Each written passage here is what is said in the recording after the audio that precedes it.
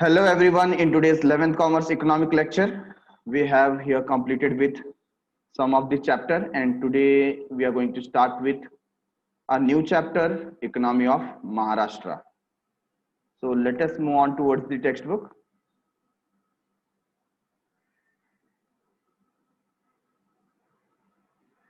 So we are in page number 4. Sorry, we are in chapter number 4, page number 24. And here is the introduction of Maharashtra.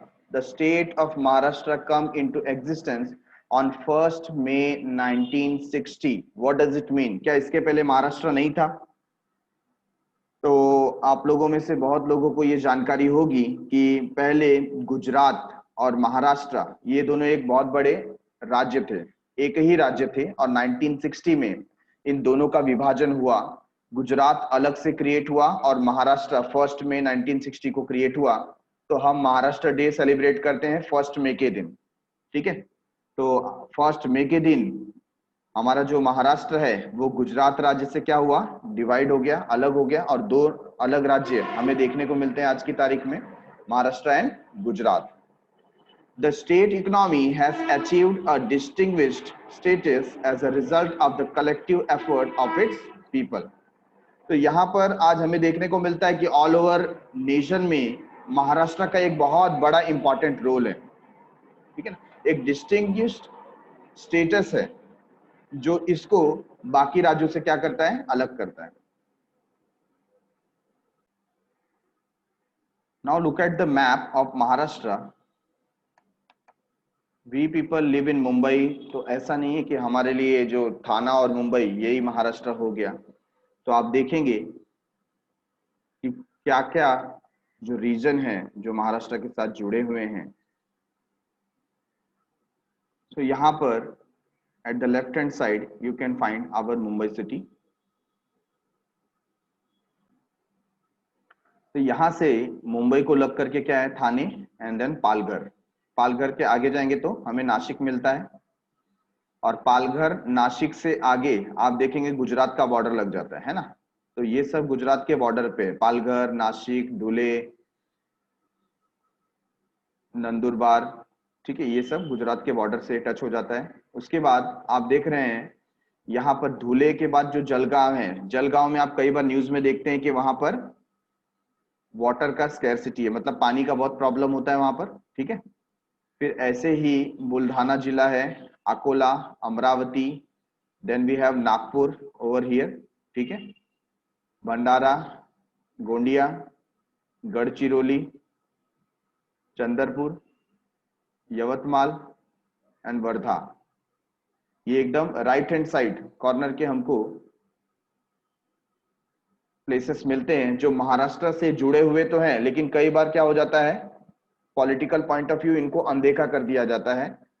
तो वहां पर जो growth होना चाहिए वो पहुंच पाता नहीं है। तो जलगांव जैसा इलाका है, बुल्ढाना जैसा इलाका है, ठीक है ना, और गढ़चिरौली जैसा इलाका, ये सब इलाके कैसे हो जाते हैं, थोड़ा इतने इंप्रूवमेंट इनमें नहीं हो पाता, इतना ग्रोथ इन्हें नहीं मिल पाया अभी तक।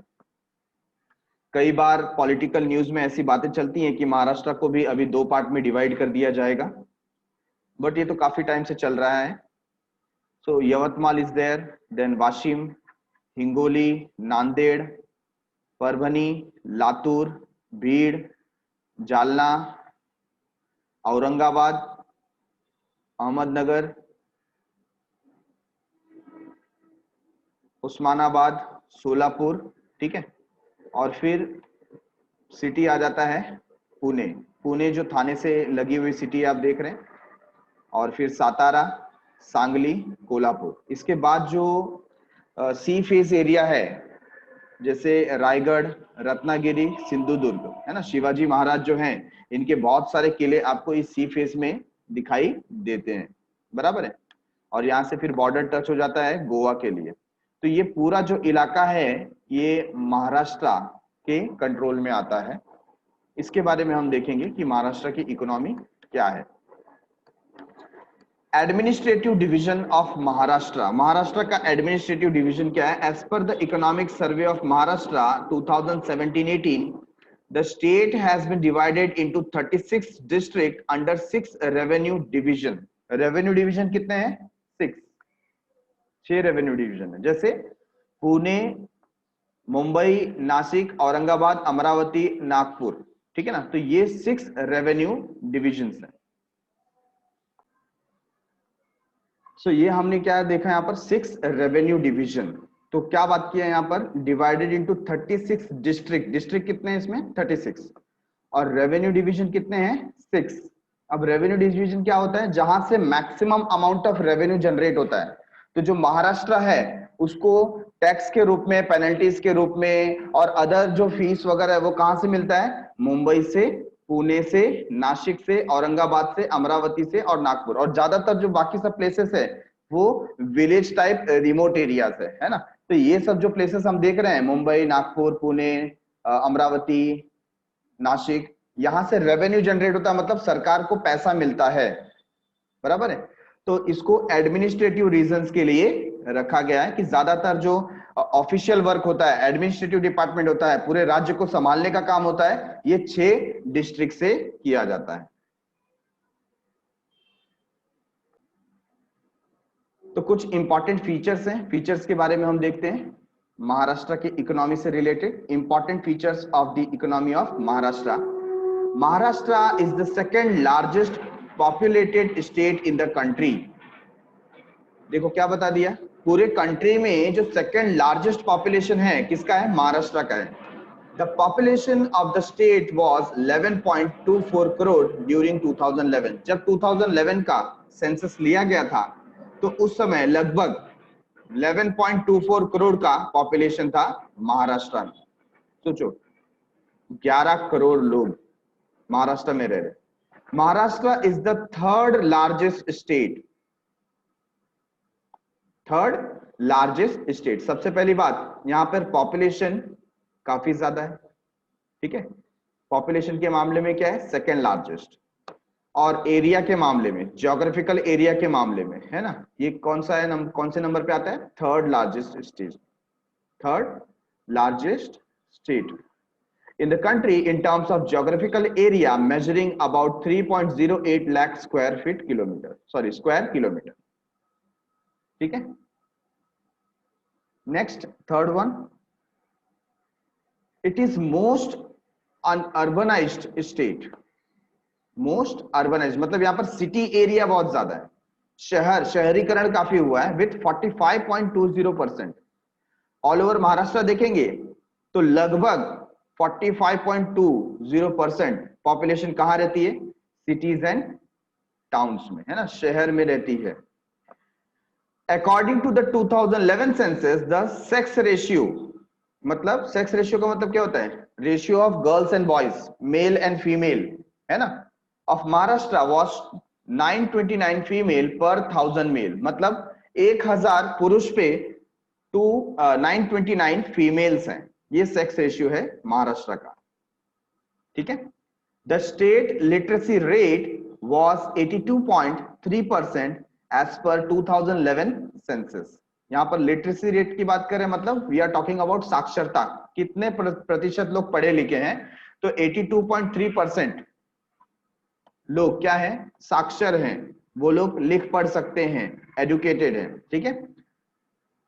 According to the economic survey of the Maharashtra for 16-17, the state had the highest growth of GSDP, Gross State Domestic Product। तो देखो हम लोग ने GDP की बात की थी, Gross Domestic Product, वो नेशन वाइज कैलकुलेट होता है, but when you talk about state तो GSDP कैलकुलेट किया जाता है, Gross State Domestic Product, and state per capita income in comparison with other state. तो यहां पर क्या बता दिया? हाईएस्ट ग्रोथ है। कैसा ग्रोथ है? हाईएस्ट ग्रोथ ऑफ जीएसपी, बराबर है।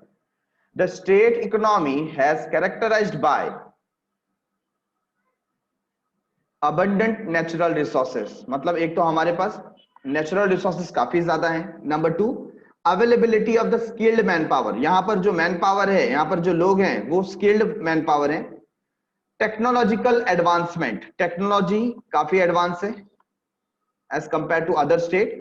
Developed infrastructure, इंफ्रास्ट्रक्चर भी कैसा है, डेवलप्ड है। मतलब यहाँ पर ज्यादातर 42% तो क्या है, यहाँ पर शहरीकरण हो गया है, सब जगह पर टाउन्स एंड सिटीज हैं, तो यहाँ पर इलेक्ट्रिसिटी वाटर सप्लाई प्रॉपर मिलता है। ठीक है। Number 8, Maharashtra is the most favoured destination for creativity, skill development, investment and tourism. तो ज्यादातर लोग इसे प्रिफर करते हैं क्रिएटिविटी के लिए, स्किल डेवलपमेंट के लिए, इन्वेस्टमेंट के लिए और टूरिज्म के लिए। ठीक है। तो हम फीचर्स की बात एक बार फिर से करते हैं। सबसे पहली बात क्या बता दिया, सेकंड लार्जेस्ट स्टेट है इन द केस ऑफ पॉपुलेशन। ठीक है। पॉपुलेशन के मामले में सेकंड नंबर पे आता है with a population of 11.24 crore. ये सेंसस कब का है, 2011 का है ना। और अभी नेक्स्ट ईयर 2021 में फिर से पॉपुलेशन का सेंसस आएगा और वहां पर पॉपुलेशन और ग्रो कर जाएगी, मे बी 12.5 करोड़ तक तो पॉपुलेशन पहुंच गया होगा, may be more than that.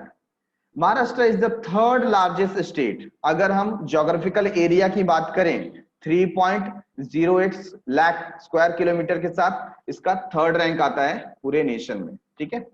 Most urbanised state with 45.20%, 45.20% यहाँ पर क्या हुआ है, सिटीज एंड टाउन्स है। मतलब इतने लोग वहां पर रहते हैं। कहां पर रहते हैं, सिटीज में रहते हैं, टाउन्स में रहते हैं। सेक्स रेशियो कैसा है यहाँ पर, 929 फीमेल्स पर 1000 मेल्स। लेकिन हमने देखा है कि बहुत जगह पर इंडिया में भ्रूण हत्या होती है। ठीक है। जो फीमेल चाइल्ड होता है उसको बर्थ लेने नहीं दिया जाता या अबॉर्शन कर दिया जाता है और उसकी वजह से नंबर ऑफ फीमेल क्या हो जाते हैं, रिड्यूस हो जाते हैं। But in the case of Maharashtra यहाँ पर डिफरेंस ज्यादा नहीं है, per 1000 male there are 929 females.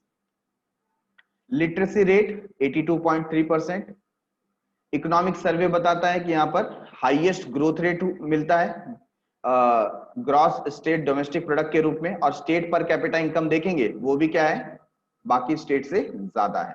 The state economic is characterised by, तो यहाँ पर हमने कुछ देखा, नेचुरल रिसोर्सेज अबंडेंट है, स्किल्ड मैन पावर मिलता है, टेक्नोलॉजी एडवांस्ड है और इंफ्रास्ट्रक्चर बेटर है। यहाँ पर लोग स्किल डेवलपमेंट के लिए, क्रिएटिविटी के लिए, इन्वेस्टमेंट के लिए और टूरिज्म के लिए आते हैं। ये फीचर्स हमने देखे। इकोनॉमिक डेवलपमेंट ऑफ महाराष्ट्र, ये डेवलपमेंट कैसे हो रहा है, तो सबसे पहली बात यहाँ पर क्या आ जाता है, agricultural sector. Which sector, agricultural sector. Agriculture and allied activity, allied activity का मतलब जो एग्रीकल्चर से रिलेटेड है। जनरली हम एग्रीकल्चर किसको बोलते हैं, फार्मिंग को बोलते हैं। ठीक है। बट फार्मिंग के साथ साथ उसमें एनिमल हस्बेंड्री आ जाता है, पशुपालन वगैरह, है ना। आपने देखा होगा कि जो काउज हैं, बफेलोज हैं, गोट है, शीप है ना, तो ये सब का पालन किया जाता है पशुपालन के नाम से। देन उसके अलावा वर्मी कल्चर है, हॉर्टिकल्चर है, ये सब भी किसके पार्ट है, एग्रीकल्चर के पार्ट है। ठीक है। plays an important role in the economic development of the state. As per the economic survey of Maharashtra 2017-18, the share of agriculture and allied activity in the total gross state value added GSVA was 12.2% during 2016-17 as against 15.3% during 2001-2, which shows a decline trend over the period. ये बहुत ही चिंता का विषय बन गया। मतलब क्या हो रहा है, पहले आप 2001-2 की बात करें तो जो एग्रीकल्चरल से हमें क्या मिल रहा था, आउटपुट मिल रहा था, वो 15.3% था, बट अब वो रिड्यूस होके 12.2% हो गया। मतलब एग्रीकल्चरल एरिया और अलाइड एक्टिविटी क्या हो रहा है, अफेक्ट हो रहा है। लोग अब एग्रीकल्चर कम कर रहे हैं। Getting it. तो मैं जानना चाहूंगा आपका क्या ओपिनियन है, क्यों एग्रीकल्चर कम हो रहा है, क्यों यहां पर आउटपुट कम आ रहा है। तो ऐसे बहुत सारे प्रॉब्लम्स हैं जो फार्मर फेस करता है, lack of infrastructure, lack of facilities, फिर न्यू जनरेशन फार्मलैंड में काम नहीं करना चाहता, they wanted to migrate themselves from rural area to urban area, फिर फर्टिलिटी सॉइल का कम हो गया है, फिर मानसून या जो नेचुरल कैलामिटीज है उसके वजह से हमारी फसलें खराब हो जाती हैं। ऐसे बहुत सारे ऐसे रीजन है जिसकी वजह से एग्रीकल्चर सेक्टर में हमें कमी देखने को मिली है। और one of the important point is that कि लोग प्राइमरी सेक्टर से सेकेंडरी और टर्शरी सेक्टर को ज्यादा बेनिफिशियल समझ रहे हैं और उसमें शिफ्ट हो रहे हैं। ठीक है, तो ये पॉइंट नंबर ए था।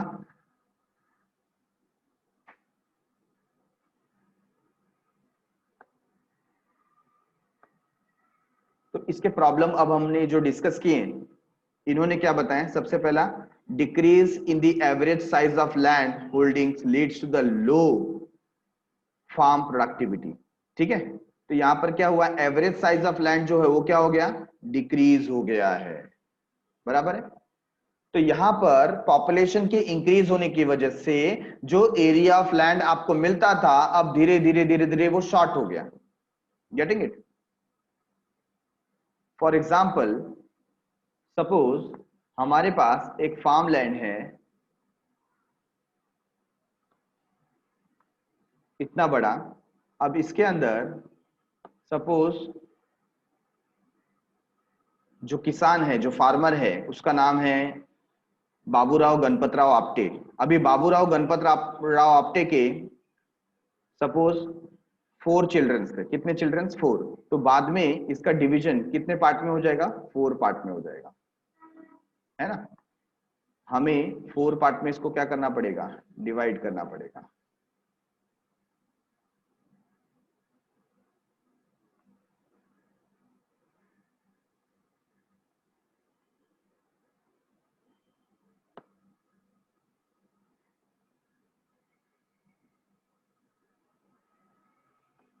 तो उसके जो 4 चिल्ड्रन है, 1 2 3 4, तो ये 4 पार्ट में डिवाइड हो जाएगा। इसके बाद नेक्स्ट जनरेशन फिर से सपोज सबके 2 चिल्ड्रन हुए, तो फिर से ये क्या हो जाएगा? और डिवाइड हो जाएगा, है कि नहीं? और ऐसे थर्ड जनरेशन में इसका डिवीजन और ज्यादा हो जाएगा। यस और नो? तो ये small small area of land, यहां पर एग्रीकल्चरल एक्टिविटी करना क्या हो जाता है? बहुत मुश्किल हो जाता है। ये कॉस्ट इफेक्टिव नहीं होता, इसमें इतना फायदा नहीं होता जो एक बड़े लैंड एरिया में होता है। बराबर है? तो ये एक प्रॉब्लम है, decrease in the average size of land holding. तो जो लैंड होल्डिंग है उसका जो एरिया वो क्या हो चुका है? अभी डिक्रीज हो गया है over the period of time. धीरे धीरे पॉपुलेशन इंक्रीज हुआ और इसके अंदर काफी डिवीजन आ चुका है। Next is what? Increase in the number of small and marginal farmers. अभी जो बड़े बड़े फार्मर्स होते थे वो ना होकर के कैसे फार्मर्स एमर्ज होने लगे? स्मॉल फार्मर्स, मार्जिनल फार्मर्स, जो छोटी छोटी खेती करते हैं। ऐसा खेती करने की वजह से उनको प्रॉफिट होता नहीं है, ज्यादा से ज्यादा वो घर खर्च ही निकाल पाते हैं और ज्यादा कुछ उनको फायदा नहीं हो पाता, तो प्रोडक्टिविटी बढ़ती नहीं है। Excessive use of chemical fertiliser and pesticide. ठीक है, तो ये हमने देखा जिसकी वजह से सॉइल डिग्रेडेशन होता है। क्या होता है? Soil degradation. क्यों? क्योंकि आप केमिकल्स फर्टिलाइजर्स बहुत ज्यादा यूज करते हैं, पेस्टिसाइड्स बहुत ज्यादा यूज कर रहे हैं। अब धीरे धीरे इसकी रेमेडीज क्या निकाली गई है? जो नेचुरल टाइप में फर्टिलाइजर आते हैं, नेचुरल फर्टिलाइजर, है ना, जिसको बोलते हैं ऑर्गेनिक, ऑर्गेनिक फार्मिंग, उसको अभी बढ़ावा दिया जा रहा है इस प्रॉब्लम से निपटने के लिए। तो ये एक प्रॉब्लम है जिसकी वजह से फर्टिलिटी कम हो गई, और फर्टिलिटी कम हो गई तो प्रोडक्टिविटी कम हो गई। तो हमने यहाँ पर 3 पॉइंट देखा। पहले एवरेज साइज ऑफ लैंड वो रिड्यूस हो गया, फिर यहाँ पर मार्जिनल और स्मॉल फार्मर्स, उनके नंबर्स में क्या हो गया? इंक्रीमेंट हो गया है। और हम देख रहे हैं कि यहाँ पर फर्टिलिटी कम हो गई है सॉइल की। इसके बाद है एग्रीकल्चरल इनडेप्थनेस। देखो इनको अलग कलर दिया गया है, क्यों? क्योंकि ऑल ओवर नेशन में सबसे ज्यादा अगर आप सुसाइड केसेस देखेंगे फार्मर्स के, तो वो कहां पर है? महाराष्ट्र में। महाराष्ट्र इसमें नंबर 1 है इन फार्मर्स सुसाइड केस। तो ये होता है एग्रीकल्चरल इनडेप्थनेस। मतलब यहाँ पर एग्रीकल्चरल के क्षेत्र में किसानों के ऊपर काफी ज्यादा कर्ज हो जाता है, और इस कर्ज को ना उतार पाने के कारण वो क्या करते हैं? सुसाइड कर लेते हैं, और उनके फिर जो नेक्स्ट जनरेशन है उनके ऊपर कर्ज और ज्यादा बढ़ जाता है, पॉवर्टी आ जाती है। तो ये एक बहुत बड़ा प्रॉब्लम है। Poor implementation of the land reforms and adverse crop pattern. Crop pattern आज की न्यू जनरेशन को समझ में नहीं आता कि क्रॉप पैटर्न कैसा होना चाहिए, और जो लैंड रिफॉर्म है ना, जमीन के जो प्रॉब्लम सॉल्व करने के जो रिफॉर्म्स है वो प्रॉपर हुए नहीं है। तो यहाँ पर एक पॉलिटिकल इंटरफियरेंस की भी जरूरत है सरकार की तरफ से। Dry land and इनएडिक्वेट irrigation facility, बहुत जगह पर क्या होता है, सूखा होता है। जलगांव जैसा इलाका मैंने बताया, वहां पर पानी की बहुत किल्लत है। और दूसरी बात, वहां पर प्रॉपर इरिगेशन, सिंचाई की फैसिलिटी मिलती नहीं है। फार्मर्स के पास पैसे नहीं है, वो पुअर हैं, इसकी वजह से फार्मिंग प्रॉपर नहीं कर पाते। Improper implementation of the rural development plan, अगर कोई सरकार प्लान निकालती भी है तो उसका प्रॉपर इंप्लीमेंटेशन नहीं हो पाता, वो पैसा फार्मर्स तक नहीं पहुंच पाता, बीच में वो पैसा किसी न किसी को चला जाता है, तो रियल बेनिफिशियर को पैसे मिल पाते नहीं है।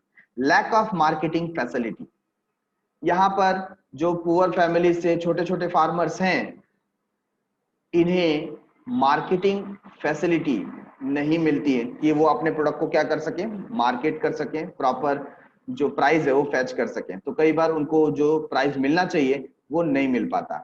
Impact of climatic change, obviously जो इंडियन फार्मर्स है ज्यादातर मानसून के ऊपर डिपेंड कर रहते हैं, और अगर क्लाइमेटिक चेंजेस आए तो उसकी वजह से उनके जो क्रॉप है वो काफी बार खराब हो जाते हैं। न्यूज में हम कई बार देखते हैं ओलावृष्टि होती है, अच्छी खासी फसल बर्फ गिरने की वजह से बर्बाद हो जाती है, बाढ़ की वजह से खराब हो जाती है, तूफान की वजह से खराब हो जाती है, और ऐसे केस में उनको मुआवजा भी नहीं मिल पाता। ठीक है, तो ये कुछ 10 पॉइंट हमने देखे, ऐसे तो बहुत सारे पॉइंट है, बट ये 10 पॉइंट्स जो मेजर पॉइंट्स हैं, इसकी वजह से जो प्रोडक्टिविटी है over the period of time, हम देखें कि 2001-2 का सेंसस जहां पर 15% था, वो रिड्यूस होकर 12% पे आ गया अप्रोक्सीमेटली। तो 3% का लॉस हमको पिछले 17-18 सालों में हो गया, राइट।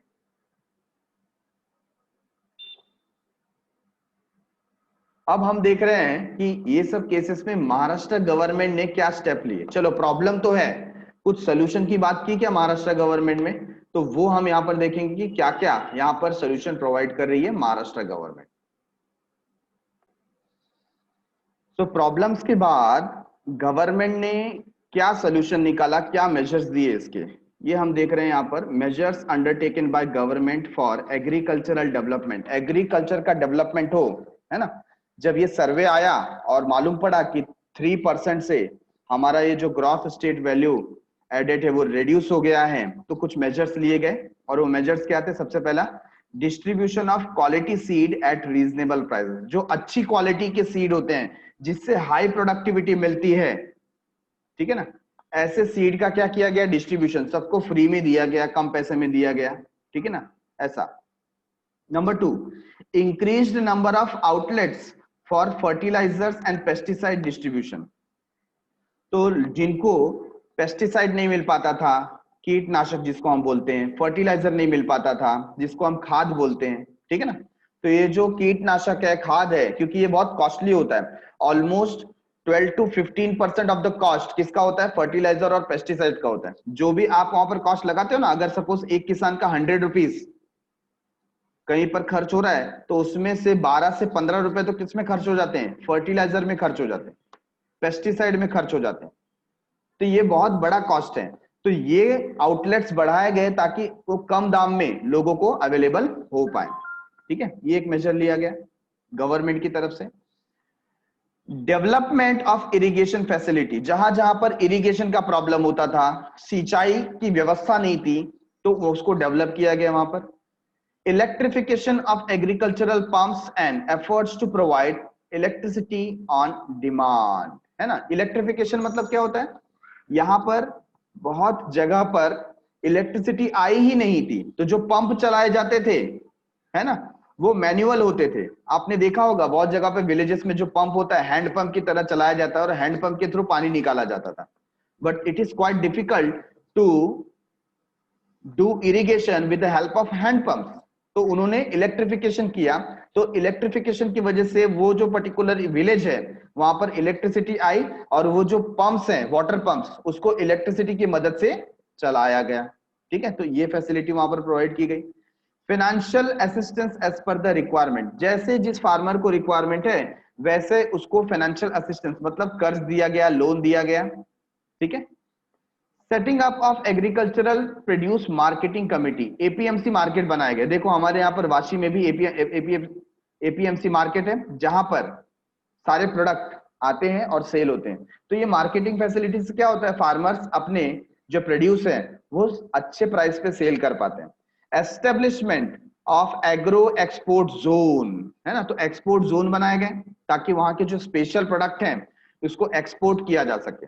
फिर लोगों को ट्रेनिंग दी गई, हॉर्टिकल्चर ट्रेनिंग सेंटर बनाए गए। Grading and packing facilities for effective distribution, distribution और अच्छी तरीके से हो तो ग्रेडिंग की फैसिलिटी, पैकिंग की फैसिलिटी वहां पर प्रोवाइड किया गया।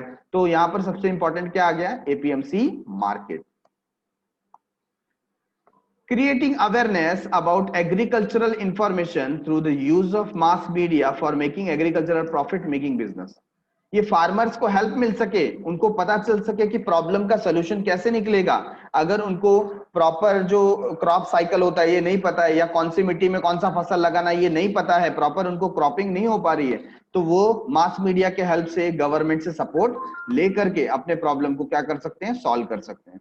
तो इससे काफी ज्यादा इफेक्ट हुआ है और उनकी आमदनी में वृद्धि हुई है। तो फार्मर्स को ये जो 7 पॉइंट्स है उससे काफी बेनिफिट हुआ है।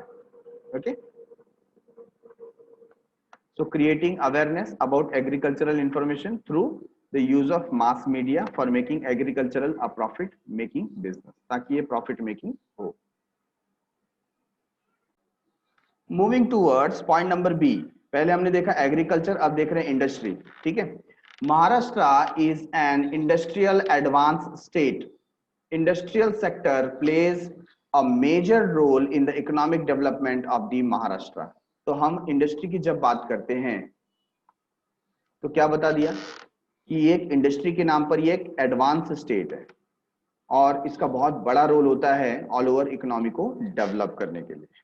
ठीक है, it has potential to absorb excess labor from the farming sector। तो जो फार्मिंग सेक्टर में एक्सेस लेबर है, एक्सेस लेबर मतलब जो लोग वहां पर है लेकिन उनको फार्मिंग सेक्टर में काम नहीं मिल पा रहा है ना, उनको ये एब्जॉर्ब कर लेता है, मतलब वो लोग इंडस्ट्री में आकर के काम कर सकते हैं और अपनी लाइवलीहुड कमा सकते हैं। बराबर है। It leads to diversification of market, generate higher income and higher productivity। तो इंडस्ट्री की वजह से क्या होता है, मार्केट का डाइवर्सिफिकेशन होता है, बहुत सारे प्रोडक्ट बनाए जाते हैं और ज्यादा से ज्यादा इनकम जनरेट किया जाता है, प्रोडक्टिविटी बहुत हाई हो सकती है। As per the annual survey of industries 2016-17, the industrial sector of Maharashtra is at the top position. तो हम यहाँ पर जो करंट सर्विस, जो लेटेस्ट सर्विस की बात, सर्वे की बात करें तो उसके हिसाब से हम टॉप पोजीशन पे हैं। कौन से पोजीशन पे, टॉप पोजीशन पे इन द केस ऑफ इंडस्ट्री, है ना। देखो यहां पर दिया है annual survey of industries 2016-17, the industrial sector of Maharashtra is at the top position. The share of industry in the net value added NVA is about 18%। तो हमारा जो यहाँ पर नेट वैल्यू एडेड है, मतलब हमारा जो प्रोडक्टिविटी है हमने कितना ऐड किया है, तो 18% है। बराबर है। Maharashtra has also been the first choice of domestic and foreign investor. लोग जो इन्वेस्ट करना चाहते हैं ये इनकी पहली पसंद है कि महाराष्ट्र में आके वो क्या करते हैं, इन्वेस्ट करते हैं। क्यों, यहाँ पर इंफ्रास्ट्रक्चर अच्छा है, स्किल्ड मैन पावर मिलता है, ठीक है ना, एक ये कैपिटल हब है।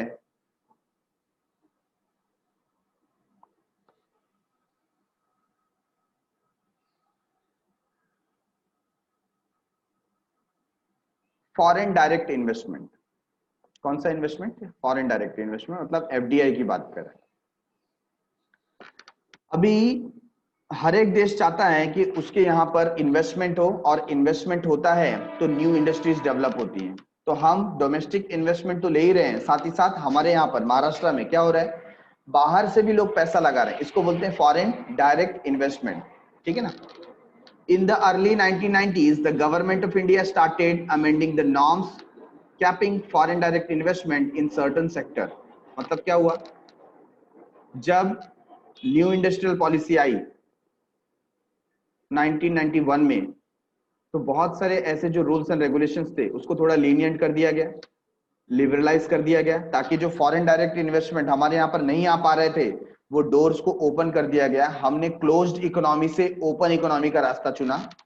तो इन द ईयर 1991 में क्या हुआ, लिबरलाइजेशन। लिबरलाइजेशन का मतलब क्या होता है, बहुत सारे जो स्ट्रिक्ट रूल्स एंड रेगुलेशंस थे उसको लीनियंट कर दिया गया, उसको कम कर दिया गया ताकि लोग इजीली इन्वेस्ट कर सकें। द पाथ ऑफ एफडीआई, है ना, तो जो एफडीआई का रास्ता था, जो बाहर के लोग इंडिया में पैसा लगा सकते हैं या महाराष्ट्र में पैसा लगा सकते हैं, इसको क्लियर किया गया ताकि लोग ज्यादा से ज्यादा इन्वेस्ट करें। Maharashtra has been consistently ranked as the number 1 investment destination. तो सबसे ज्यादा जो एफडीआई आता है, फॉरेन डायरेक्ट इन्वेस्टमेंट, वो कहां पे आता है, महाराष्ट्र में आता है, पूरे इंडिया को अगर कंपेयर करें तो। The state has remain in the forefront in terms of FDI inflow in the country. तो सबसे आगे कौन रहता है, महाराष्ट्र। तो ये नंबर 1 स्टेट है इन the case of FDI, foreign direct investment. The FDI inflows in Maharashtra since April 2000 till September 2017 was 6,11,760 crores, which is 31% of the total FDI inflow at all India. पूरे इंडिया में जितना foreign direct investment होता है उसका 31% सिर्फ महाराष्ट्र में होता है। सोचो, 31% सिर्फ महाराष्ट्र में होता है पूरे इंडिया का फॉरेन डायरेक्ट इन्वेस्टमेंट, है ना। मतलब लोग जो बाहर से पैसा लगाते हैं तो 31% लोग महाराष्ट्र में पैसा लगाते हैं, फिर बाकी की जो 70 है वो अदर स्टेट में लगाते हैं, ठीक है। लेकिन इसमें भी क्या प्रॉब्लम है, इंडस्ट्रियल सेक्टर में जनरल प्रॉब्लम डिस्कस कर रहे हैं। इंडस्ट्रियल सेक्टर में क्या प्रॉब्लम है, पहला है delay in government procedure. Government जो भी आपको फैसिलिटीज वगैरह प्रोवाइड करती है उसमें डिले होता है। Lack of opportunities for skill development, आप अपनी स्किल इतनी जल्दी डेवलप नहीं कर पाते, बहुत कम ऐसी अपॉर्चुनिटी है स्किल डेवलपमेंट की, तो लोग स्किल्ड नहीं हो पाते हैं। Lack of updated technology, new technology जो तुरंत मिलनी चाहिए वो मिल पाती नहीं है, तो ये एक प्रॉब्लम है।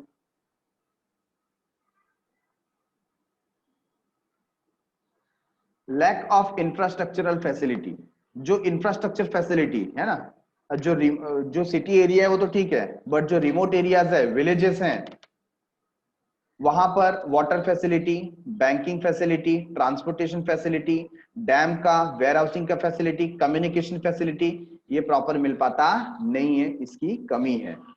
Lack of motivation to new entrepreneurs, जो नए एंटरप्रेन्योर्स हैं उनको मोटिवेशन कम मिलता है, motivation in the form of incentives, है ना। कई बार ऐसा होना चाहिए कि जो नए एंटरप्रेन्योर्स हैं उनको टैक्स में छूट मिले, उनको जो लैंड एरिया है वो कम प्राइस पे मिले, वो जो मशीन वगैरह परचेस कर रहे हैं उनको सब्सिडीज मिले, है ना। अगर गवर्नमेंट की तरफ से ऐसा सपोर्ट मिलता है, कम रेट ऑफ इंटरेस्ट पे लोन मिलता है, तो वो मोटिवेट होकर और बिजनेस को डेवलप करेंगे, तो ये नहीं हो पा रहा है। लैक ऑफ डेवलपमेंट प्रोग्राम, जो डेवलपमेंट प्रोग्राम सरकार की तरफ से चलने चाहिए उसमें बहुत कमी है। और रीजनल इम्बैलेंस, महाराष्ट्र में मुंबई, नागपुर, ये सब अमरावती जैसे क्षेत्र है वो काफी डेवलप्ड हैं, और जो बाकी के क्षेत्र हैं इतने पुअर हैं कि वहां पर फार्मर्स को सुसाइड करना पड़ रहा है कि नहीं। तो रीजनल इम्बैलेंस काफी ज्यादा है, जो शहर और गांव का डिफरेंस है वो काफी ज्यादा है, ऐसा होना नहीं चाहिए। तो इसको सॉर्ट आउट करने के लिए गवर्नमेंट ने क्या किया, तो कुछ मेजर्स लिए, जिसमें सबसे पहला है single window cell was initiated to provide all clearances to the existing and prospective investor.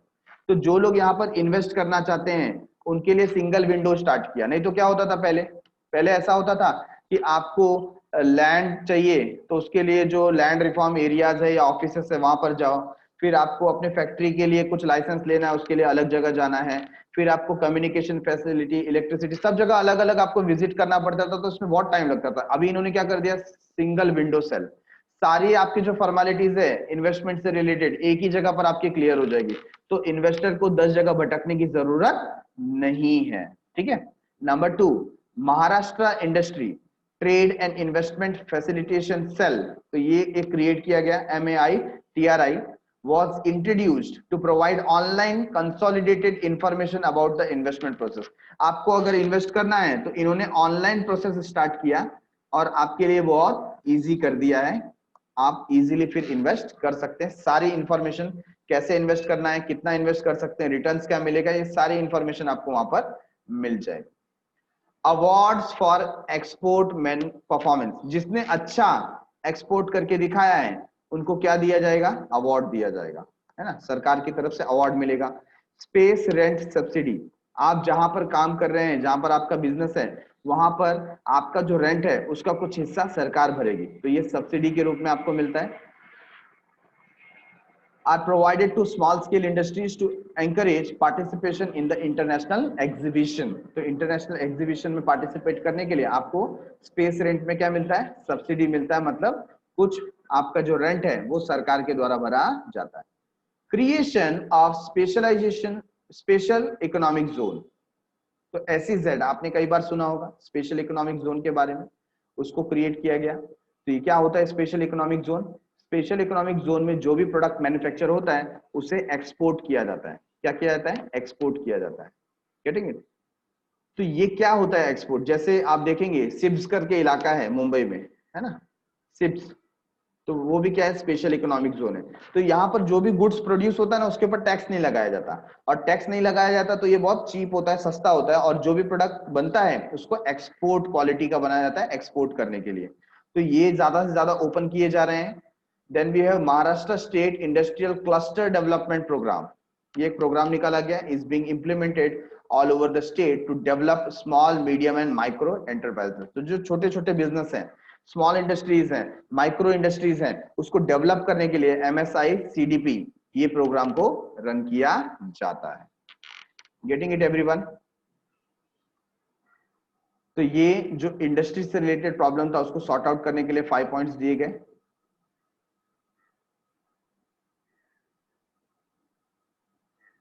हमने पॉइंट नंबर A और पॉइंट नंबर B ये कवर किया।